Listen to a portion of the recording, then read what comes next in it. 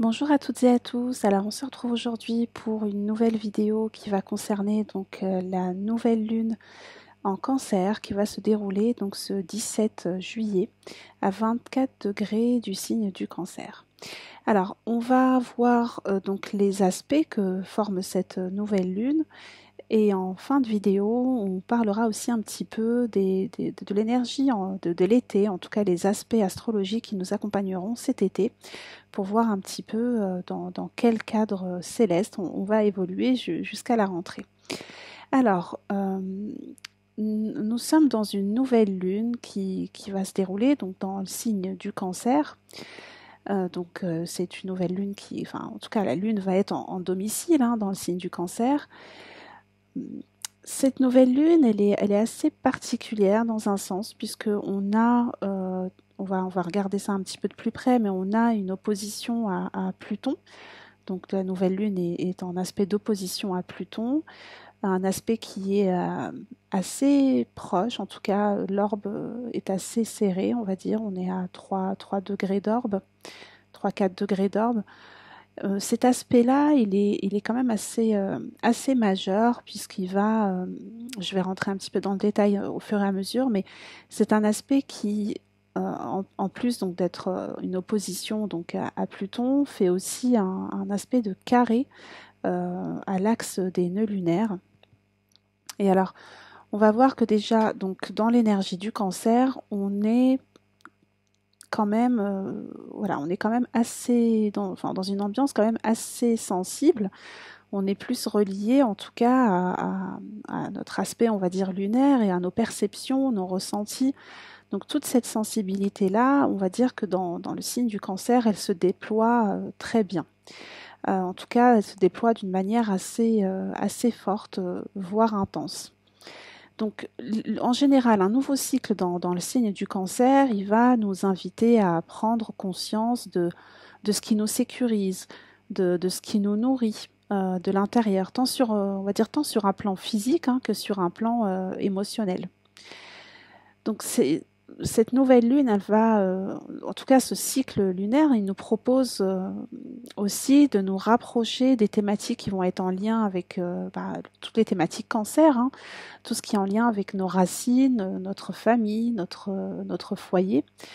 Euh, Tout ce qui va concerner aussi le fait de prendre soin des gens qui sont chers, qui nous sont chers, euh, toute l'approche, on va dire, de l'écoute, la réceptivité aussi à nos émotions, à nos intuitions. Voilà, on est vraiment dans les eaux douces, on va dire, du Cancer, et des eaux douces et nourricières. Ou en tout cas, on a cette possibilité d'accéder à cet archétype de la mère universelle, on va dire, en tout cas à cette force de vie, de protection, de créativité. Donc ça, c'est vraiment des énergies qui peuvent nous aider à vraiment prendre conscience ou à répondre à nos insécurités, en tout cas à les identifier et à être un petit peu plus proche de cette dynamique de comment prendre soin en fait de nous, comment prendre soin de ceux qui nous entourent, comment s'occuper aussi de son espace, de son foyer, de sa maison, de son espace intérieur aussi au niveau de nos émotions. Donc là, vous voyez, cette dynamique-là, elle est assez douce, assez plutôt dans la réceptivité. Et donc là, l'opposition de Pluton à cette nouvelle lune, eh bien, elle va avoir un impact quand même assez fort, à mon sens, puisqu'elle peut, elle peut révéler, ou en tout cas, elle peut vraiment nous faire peut-être conscientiser davantage des problématiques liées à nos peurs, euh, à des angoisses aussi, en tout cas voilà, peut-être des choses quand même on va dire assez archaïques avec Pluton. Enfin, on est vraiment dans une approche de, de, de peurs qui ressurgissent, ou en tout cas des choses qui sont peut-être dans l'ombre et qu'on va peut-être soit voir, soit ressentir Tout dépend bien sûr voilà, de tout un chacun, et puis bien sûr de où se déroulera, dans quelle maison se déroulera donc cette nouvelle lune et cette opposition donc du Soleil et de la Lune donc à Pluton. Donc c'est vrai que dans les phases de nouvelle lune, on est généralement, enfin on est en tout cas dans l'ombre, on n'a pas encore, on va dire, accès à la lumière de la conscience solaire. Donc cette nouvelle lune avec cette opposition à Pluton, elle peut vraiment marquer quelque part davantage d'obscurité, on va dire, sur nos sources de sécurité. Notre capacité à nous rassurer peut-être de certaines peurs ou de certaines angoisses qui sont soit en lien avec notre passé, avec notre enfance ou avec les thématiques peut-être voilà, liées à la famille ou à ce qui nous sécurise en général. Donc c'est vrai que Pluton, il peut nous proposer, ou en tout cas nous demander quelque part d'aller sonder vraiment en profondeur ces peurs-là, et aussi de voir où est-ce on n'a pas le pouvoir quelque part. En fait, Pluton, là, il est revenu en Capricorne et il est encore en train de montrer quelque part l'urgence de transformer des structures qui nous portaient peut-être avant, ou en tout cas de les régénérer. Il va vraiment, enfin il continue en tout cas ce travail destruction de tout ce qui n'est plus, tout ce qui est obsolète en fait, hein, toutes les structures, qu'elles soient institutionnelles ou qu'elles soient voilà, peut-être psychologiques ou intérieures. Toutes ces structures-là, en tout cas tout ce qui est vraiment en lien avec l'énergie du Capricorne, est encore soumis à cette énergie de transformation en profondeur avec Pluton.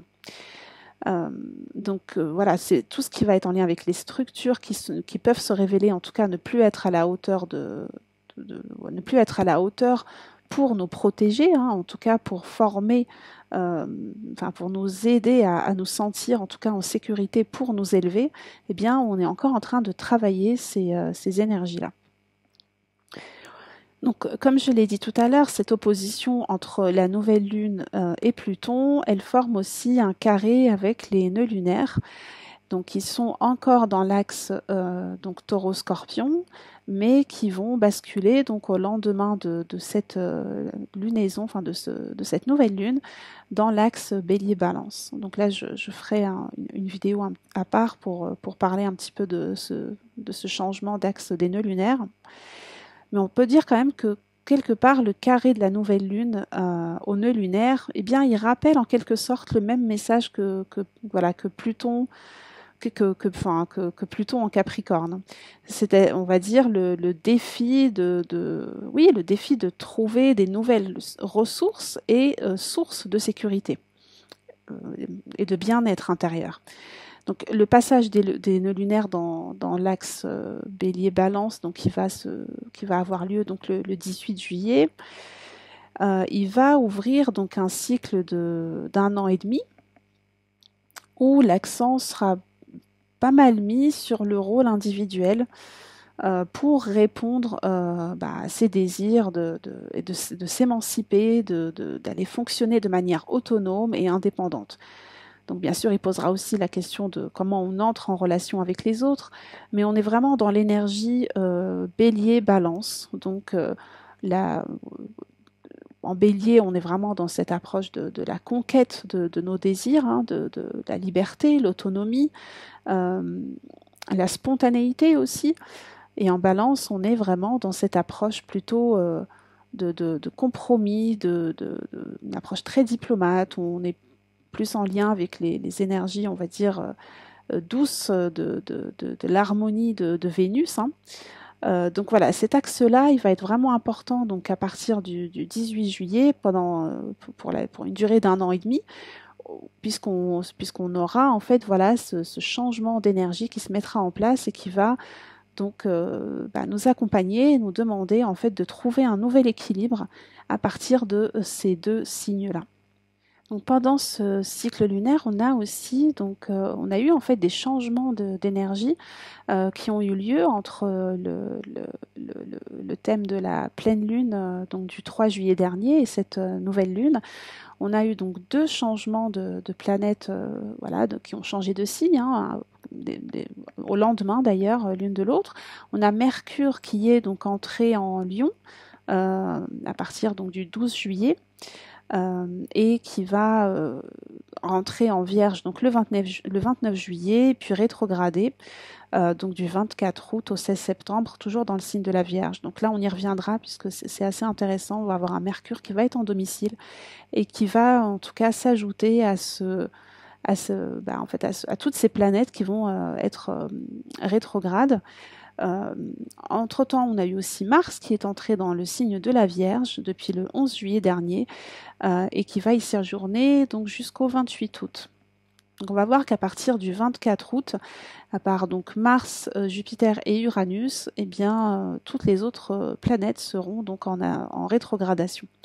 J'y reviendrai à la fin de cette vidéo pour vous parler un petit peu justement de l'ambiance, en tout cas des énergies de l'été. Donc, ce qui est intéressant avec cette énergie donc de Mars en Vierge, donc voilà, on change un petit peu de rythme quand même sur notre manière d'agir, sur notre manière de trouver notre motivation, notre élan, la manière dont on va contacter notre motivation. Voilà, on est dans l'énergie vierge, on est sur un rythme qui est un petit peu plus lent, plus méticuleux, mais plutôt studieux, plutôt discipliné. Donc on est, voilà, Mars en Vierge, il va vraiment prendre le temps de bien faire les choses. On peut imaginer un petit peu cette dynamique-là où on est plutôt dans un aspect de précision plutôt que dans des grands élans d'action. Donc là, ce qui est intéressant pendant cette nouvelle lune, c'est qu'on va avoir un Mars qui rentre dans l'orbe d'opposition avec Saturne, donc en Poisson.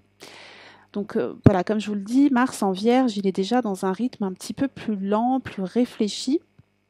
Et l'opposition à Saturne, elle va en rajouter un petit peu. En tout cas, elle va diminuer, on va dire, la force d'action de Mars, puisque on peut imaginer que en fait Saturne en opposition à Mars va encore plus ralentir donc notre manière d'agir, ou en tout cas nous donner peut-être l'impression que c'est moins fluide d'agir, ou que les choses prennent beaucoup plus de temps pour être faites, ou que l'on a besoin en tout cas de fournir beaucoup plus d'efforts pour pouvoir avancer ou travailler, ou quel que soit le domaine sur lequel notre Mars se déploie. C'est vraiment notre énergie en tout cas d'action qui est au ralenti. Alors c'est intéressant puisque dans l'hémisphère où on rentre dans cette saison estivale de vacances, donc c'est vrai que ça peut donner aussi un rythme un petit peu plus doux. On est moins dans une action effrénée.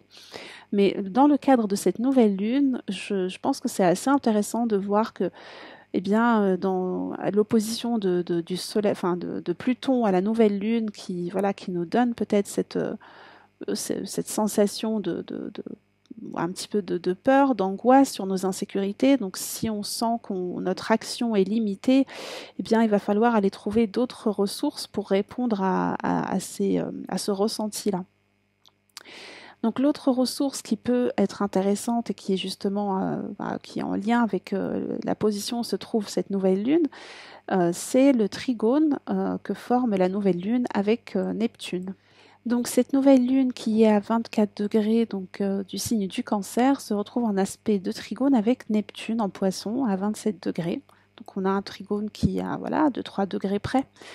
Et donc ce trigone est en aspect de sextile à Uranus. Donc la nouvelle lune, Neptune et Uranus.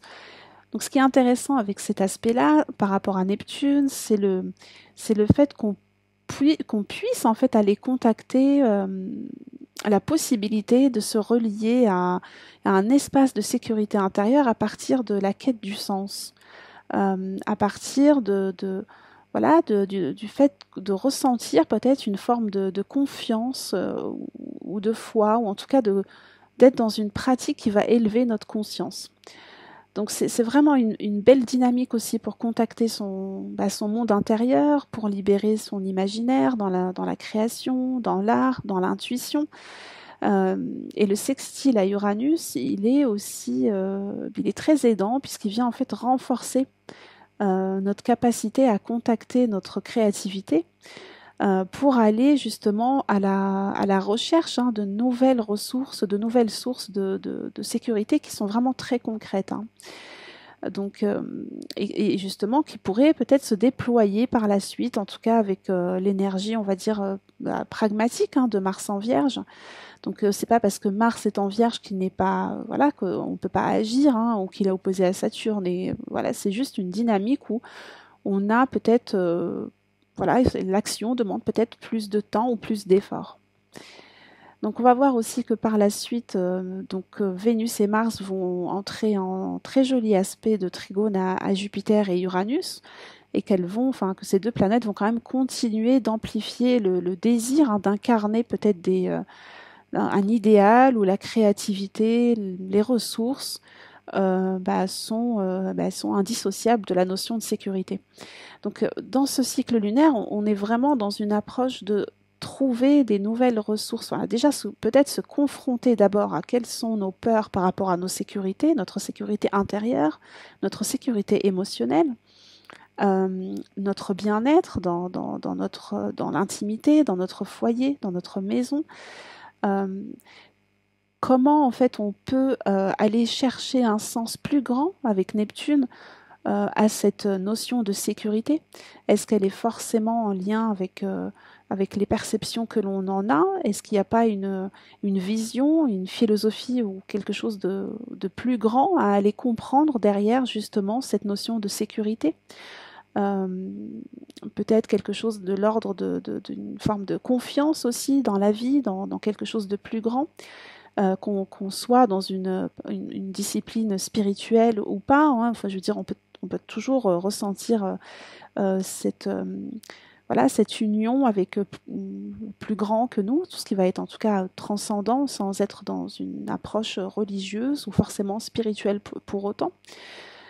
Donc avec ça, on a quand même cet accès à une créativité qui est possible, en tout cas à des ressources créatives concrètes qu'on pourrait mettre en place avec Uranus. Ça peut nous donner vraiment des idées pour aller trouver qu'est-ce qui peut aussi nous rassurer de l'intérieur, qu'est-ce qui peut être une source de sécurité dans notre quotidien, quels sont les rituels aussi que l'on peut avoir, ou en tout cas les habitudes que l'on peut mettre en place pour avoir une quiétude et un sentiment de bien-être dans son quotidien ou dans son intérieur. Donc on a aussi ce Mercure en Lion, j'en ai pas beaucoup parlé, donc Mercure est entré en Lion, comme je vous l'ai dit, donc le 12 juillet dernier. Il va assez vite, la Mercure, en ce moment, il va arriver en Vierge, donc dès le 29 juillet, donc il rentrera en domicile. Et il va donc rétrograder, donc comme je vous l'ai dit, du 24 août au 16 septembre. Donc ce Mercure en Lion, c'est un Mercure qui est quand même assez puissant.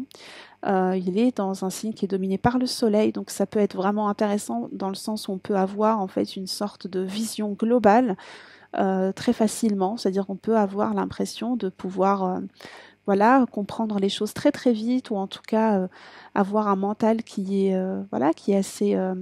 assez lumineux, qui comprend assez rapidement, mais qui n'est pas forcément dans la reformulation, dans la transmission de ce qu'il comprend. Donc c'est là où ça peut être quelque part un peu un piège, cette position de Mercure en Lion, c'est vraiment d'aller s'ouvrir à communiquer en fait davantage sa vision, son idéal. D'autant plus qu'on a un Mercure qui est pas très loin de la Lune noire et qui est en aspect de carré à Jupiter, donc un carré quand même assez précis. C'est d'ailleurs l'aspect le plus précis dans le thème de cette nouvelle Lune. Donc ce carré Mercure-Jupiter, il peut vraiment nous donner l'impression qu'il faut aller vite, que on est dans une approche où on saisit très rapidement les choses et on doit en fait peut-être les imposer, ou en tout cas être dans une forme d'impatience, hein, ne pas comprendre pourquoi les autres ne suivent pas, ou ne comprennent pas, ou n'adhèrent pas.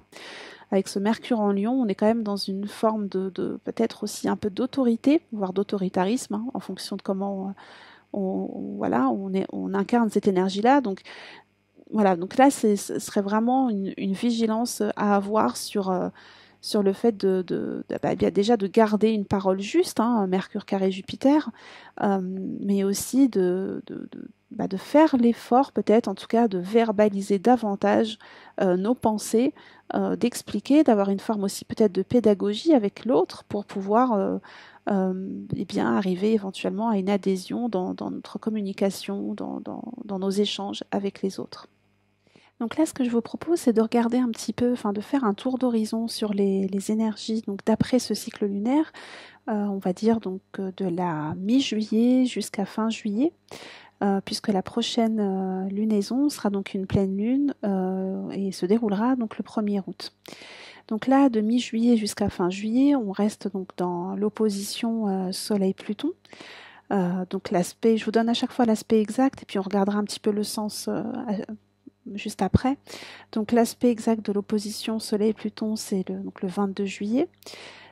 Et donc cet aspect va se dissiper, on va dire, peu à peu avec l'entrée donc du Soleil en Lion. Donc le sens de cette opposition Soleil-Pluton, donc on l'a déjà vu hein, pendant cette vidéo de nouvelle lune, on est vraiment sur des temps de prise de conscience en lien avec le pouvoir, la transformation, ou en tout cas ce que l'on peut transformer au plus profond de nous, ce qui nous dérange, voilà, ou ce qui nous angoisse. Donc c'est vrai que c'est toujours un peu des périodes forcément un peu sensibles, hein, puisque avec Pluton, on est dans une vision un petit peu pessimiste justement, où on n'est pas forcément dans un éclairage. On peut avoir accès à des éclairages, mais c'est souvent de manière assez intense, assez complexe. Donc là, ce qui est intéressant, c'est de voir qu'au même moment où on a cette opposition, on a toujours, pour les aspects que je vais citer, il y a toujours un aspect ressource, qui se passe un peu en parallèle. Donc là, pour l'opposition Soleil-Pluton, on a en fait une aide, on va dire, qui est faite par le trigone que forme justement le Soleil à Neptune, donc au même moment. Donc l'aspect exact du trigone Soleil-Neptune, c'est donc le 20 juillet.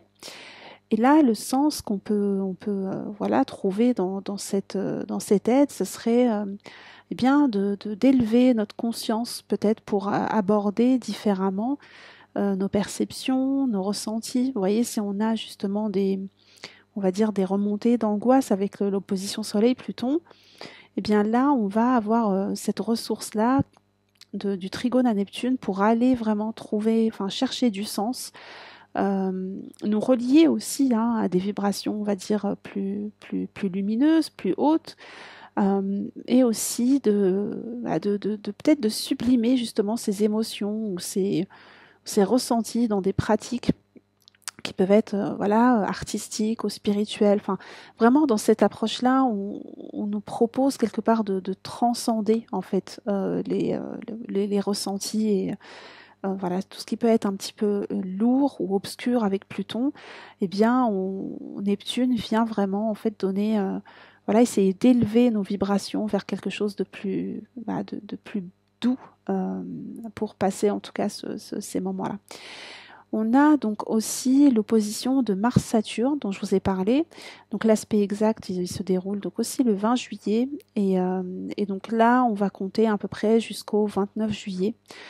Puisque cette opposition va se dissiper au fur et à mesure que Mars va avancer dans le signe de la Vierge et former donc un trigone à Jupiter en Taureau. Alors, le sens de cette opposition Mars-Saturne, on est dans une forme de ralentissement de notre manière d'agir. Vous voyez, c'est ce qu'on pourrait dire quelque part avec cette opposition, c'est qu'on nous invite peut-être à réfléchir davantage avant d'agir, ou en tout cas à faire plus d'efforts. Euh, donc voilà, on sait que l'énergie de la Vierge est une énergie assez studieuse. Donc a priori, ce Mars en Vierge, il est déjà, même s'il a cette opposition à Saturne, il avance peut-être pas forcément vite, mais il est, ben voilà, il tient, il tient la durée, on va dire. Et ce qui est intéressant, là encore, c'est qu'on a cette ressource qui vient justement contrer quelque part cette opposition Mars-Saturne, et c'est donc le trigone de Jupiter à Mars. Voilà, le Jupiter en taureau, il peut vraiment nous aider à développer oui, de la confiance, de la persévérance et de la ténacité. Vous voyez, si on sent qu'on peine un petit peu à avancer ou à se sentir peut-être motivé, eh bien, on a cette ressource-là voilà, qui est à disposition. Ensuite, on a donc la rétrogradation de Vénus qui se déroulera donc dans le signe du Lion à partir du 24 juillet. Donc, la rétrogradation de Vénus, c'est vraiment, oui, c'est un temps, en tout cas là, pour Vénus en Lion, ça va être un temps pour réévaluer des thématiques liées à Vénus en Lion. Donc, c'est notre manière d'aimer, notre valeur personnelle, euh, tout ce qui est en lien aussi avec la confiance en soi, la créativité. Donc vous voyez, ça va être vraiment un temps où on va pouvoir réfléchir un petit peu plus en profondeur, ou en tout cas se mettre un petit peu en retrait euh, pour pouvoir observer un petit peu comment on fonctionne en fait, comment fonctionne notre énergie en Lion. Euh, Ça peut être aussi intéressant de regarder quelle est la maison dans laquelle se passe cette rétrogradation dans vos thèmes, pour essayer de voir justement quel est le secteur en fait de votre vie qui est concerné par justement voilà, cette introspection quelque part, ce temps en tout cas de retrait et d'observation lié à Vénus. Alors, pendant la rétrogradation de Vénus en Lion, alors je ne vais pas aller jusqu'au mois d'août puisque je vous referai une autre capsule pour aborder les énergies du mois d'août. On va juste regarder un petit peu les aspects que Vénus va former au mois de juillet. Donc, on aura une conjonction à Mercure, donc Vénus-Mercure, le 27 juillet, qui va être donc au trigone du nœud nord. Donc là, c'est un moment aussi qui est intéressant pour peut-être aller saisir vraiment le sens de cette rétrogradation de Vénus, ou avoir en tout cas des compréhensions plus éclairantes eh bien, sur ce que implique justement cette rétrogradation. Quels sont voilà, les chantiers, on va dire, quelque part, qui s'ouvrent à nous, qu'on est amené en tout cas à conscientiser ou à essayer voilà, de faire évoluer avec cette prise de conscience. Cette conjonction, elle va impliquer aussi donc la lune noire en Lion. Et là, ça peut être aussi vraiment un moment eh bien, assez riche d'enseignements. Alors voilà, la lune noire, c'est toujours un peu complexe. Hein. On n'a pas forcément une vision toujours très claire des thématiques que va mettre en lumière justement la lune noire. C'est une zone d'ombre. Donc après, voilà, ça dépend un petit peu de comment chacun aborde voilà, la notion d'ombre voilà, dans son parcours. Mais en tout cas, c'est vrai que c'est un moment qui est assez intéressant, ce 27 juillet, peut-être pour essayer de comprendre, en tout cas peut-être d'observer qu'est-ce qui se met en place dans notre vie. Est-ce qu'il y a des thématiques particulières qui ressortent autour de ces dates-là, pour essayer de voir eh bien, quel est le sens qu'il y a derrière cette rétrogradation de Vénus. Voilà, bah écoutez, j'espère que cette petite capsule vidéo vous aide à avoir une vision un petit peu globale des énergies astrologiques, et qu'elle vous donne en tout cas envie d'explorer votre thème et les énergies célestes pour mieux vous comprendre. Je vous souhaite une très très belle nouvelle lune, et quant à moi, bah, je vous retrouve dans 2 semaines pour la prochaine lunaison. À tout bientôt.